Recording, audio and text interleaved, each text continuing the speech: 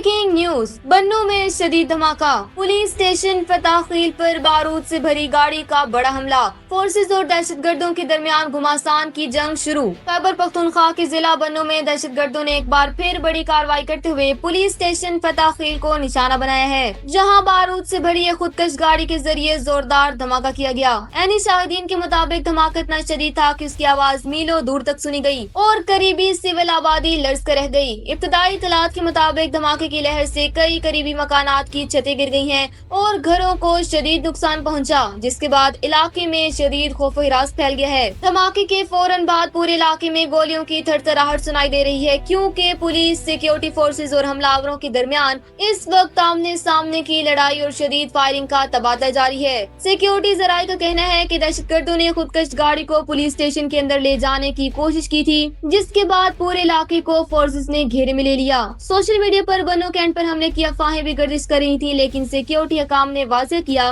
कि असल हमला पुलिस स्टेशन फताखील पर हुआ है। तो हम इस बड़ी दहशतगर्दी की कोशिश को पुलिस और सिक्योरिटी फोर्सेज ने अपनी जान पर खेलकर और बर वक्त जवाबी कार्रवाई करते हुए नाकाम बना दिया। पुलिस एहलकारों की जानिब से हदफ तक पहुंचने से पहले ही गाड़ी पर की जाने वाली फायरिंग ने दहशतगर्दों के असल मंसूबे को खाक में मिला दिया और बारूद से भरी गाड़ी थाने के बाहर ही फट गई। इस वक्त फोर्सेज का सर्च ऑपरेशन जारी है और इलाके को क्लियर किया जा रहा है।